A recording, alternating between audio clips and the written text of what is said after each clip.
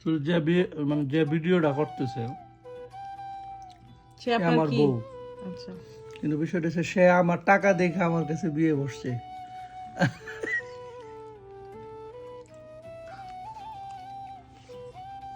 এটা তো আপনি বিয়ের রিভিউ দিয়ে দিলেন, আমি তো আপনার কাছে পিৎজা রিভিউ চাইছি। ও, pizza stand 7.5, not bad, it's your first. নিজে না বানাইতে পারলে এরকম রিভিউ দেন যায় আপনারা। আসসালামু আলাইকুম, সবাই কেমন আছেন? আমার ইউএসএ জার্নাল পেজ থেকে আরেকটা নতুন ভিডিও নিয়ে হাজির হলাম। তো ইদানিং আমার খুব একটা ভিডিও দেওয়া হচ্ছে না, কারণ আমার যেহেতু সেমিস্টারের শেষের দিকে, তো এখন সেমিস্টার শেষের দিকে হওয়াতে এখন সব প্রজেক্ট প্রেজেন্টেশন এগুলো নিয়ে খুবই ব্যস্ততার মধ্যে থাকতে হচ্ছে। দেখা যাচ্ছে প্রতি সপ্তাহে সপ্তাহে গ্রুপ ওয়ার্ক, মানে ইন্ডিভিজুয়াল ওয়ার্ক এগুলো আছে, এগুলো নিয়ে একটু ব্যস্ততার মধ্যে থাকতে হয়, এই জন্য ভিডিও তেমন একটা করা হয় না। তো চেষ্টা করতেছি তারপরেও যেগুলো যতটুকু দেওয়া যায়।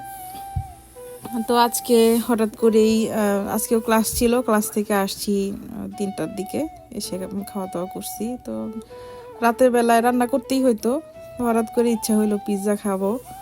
তো পিৎজা আমাদের এখানে আমার আশেপাশে হালাল পিৎজার দোকান নাই, তো আনতে হইলে অনেক দূরে যেতে হবে। তো রাতের বেলা এবং এখন ঠান্ডা পড়ছে, একটু বৃষ্টি হয় বাইরে, এত দূর থেকে আনাটা একটু সমস্যা। তো ভাবলাম আচ্ছা ট্রাই করে ফেলি একটা, দেখি কেমন হয়। তো হঠাৎ করেই বের করে ফেললাম, পিৎজার জন্য ডো রেডি করে ফেলছি। রেডি করে একদম আমি রেখে দিয়েছিলাম রেস্টে, ডোটা ফুলে গেছিলো। তো এখানে আর চিকেনও আমি আলাদা রেডি করে রাখছি। তো আমি এটা ট্রেতে সুন্দর করে স্প্রেড করে, এখানে উপরে হচ্ছে পিৎজা সস ছিল না আমার কাছে, পাস্তা সস দিছি। তো এই পাস্তা সসের পিছনে সুন্দর একটা মানে একটা ইন্টারেস্টিং কাহিনী আছে। সেটা হচ্ছে যে আমার ভার্সিটিতে ইন্টারন্যাশনাল স্টুডেন্টসদের জন্য ফুড প্যান্ট্রি ওপেন হয়, সেখানে ফ্রিতে কিছু জিনিস দেওয়া হয় আর কি, খাবারের জিনিস, কিছু গ্রসারি টাইপের। তো এখান থেকে আমি এটা নিয়ে আসছিলাম, তো এটা দিয়ে দিলাম। পিৎজা সস নাই যেহেতু, পাস্তা সস দিয়ে কাজ চালিয়ে নিছি। আর মোটামুটি টেস্টটা আমার কাছে মানে স্মেলটা আমার কাছে কাছাকাছি মনে হয়েছে, তো এটাই করে ফেললাম, নিয়ে নিলাম। এটা সুন্দর করে স্প্রেড করে দিচ্ছি। এটার উপরে চিজ দিব। তো এটাতে সস দিয়ে দিছি, এখন একটু চিজ দিয়ে দিব। আমার কাছে মোজারেলা চিজ ছিল না যদিও, এটা হচ্ছে মেক্সিকান চিজ। তো এই মেক্সিকান চিজটা দিয়ে দিচ্ছি।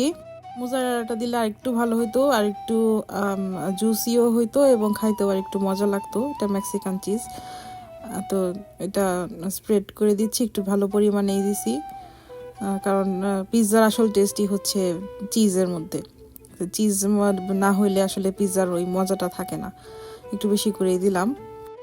এবার হচ্ছে আমি চিকেনটা একটু হালকা মশলা দিয়ে ম্যারিনেট করে জাস্ট একটু তেলের মধ্যে ভেজে রাখছিলাম, এই চিকেনটা দিয়ে দিচ্ছি, চিকেনের ব্রেস্ট পিস। তো এখানে আসলে চিকেনের ব্রেস্ট পিসগুলো আলাদা কিনতে পাওয়া যায়, সেজন্য আর ঝামেলা নাই, হুট করে বের করে রান্না করে ফেলা যায়। আমি আলাদা করেই সব কিছু রাখি।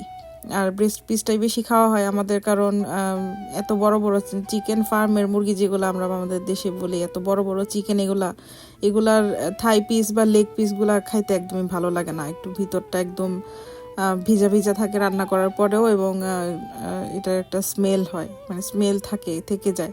এই জন্য আমি ওইটা বেশি প্রেফার করি না, আমি ব্রেস্ট পিসটাই বেশিরভাগ কিনি, ব্রেস্ট পিসটাই রান্না করি। তো চিকেনও একটু বেশি পরিমাণে দিয়ে দিলাম, যেহেতু খাবোই একটু ভালো করেই খাই। আর হচ্ছে আমি যে চিকেনটা ভাজছিলাম যেই তেলটাতে, ওই তেলটাও একটু উপর দিয়ে দিলাম। ওই তেলের মধ্যেও ফ্লেভার আছে, এবং যেহেতু আমারটা হচ্ছে মোজারেলা চিজ না, তো এতটা অয়েলি না এই চিজটা, সেজন্য একটু তেল দিয়ে দিলাম। তো এটা এখন আমি দিয়ে দিব ওভেনে। তো ওভেন আমি আগে প্রিহিট করে রেখে দিয়েছিলাম 450 ডিগ্রি ফারেনহাইটে। এটা দিয়ে আমি একটু লোয়ার কি বলে এটাকে, রোয়ার র্যাকটার মধ্যে দিলাম, নিচের র্যাকটা, যেহেতু পিৎজার ক্রাস্টটা একটু ক্রাঞ্চি হইলে ভাল লাগে, এই জন্য আমি ভেবে দিছি। তো এখানে অলমোস্ট 12 মিনিটের মতো লাগছে আমার।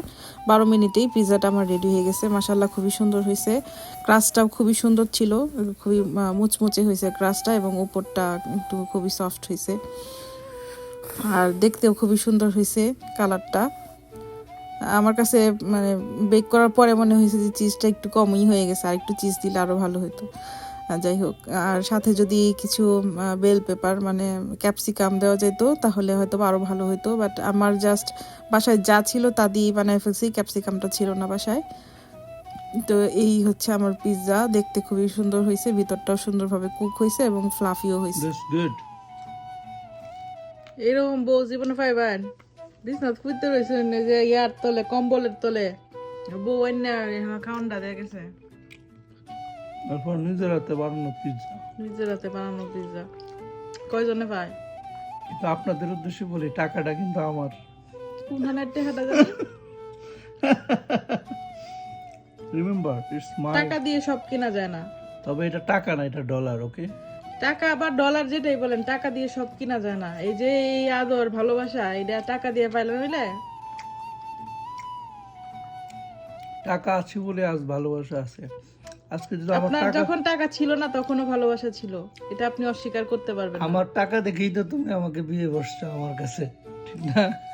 কত জানি? এটা তো আর বইলা লাভ নাই অ্যামাউন্টটা। আচ্ছা, এটা তো যে মানে কানা তো মনে মনেই জানো, এটা তো আপনিও জানো। সঠিক, সঠিক এটাই বলছো। হচ্ছে আসল কথা। তুমি আসলে মেধাবী।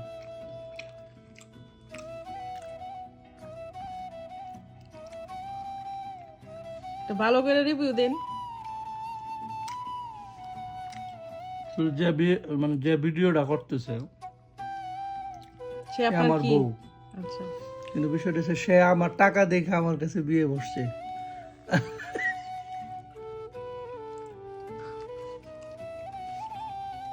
এটা তো আপনি বিয়ের রিভিউ দিয়ে দিলেন, আমি তো আপনার কাছে পিৎজা রিভিউ চাইছি। ও, pizza stand 7.5. Not bad. It's your first.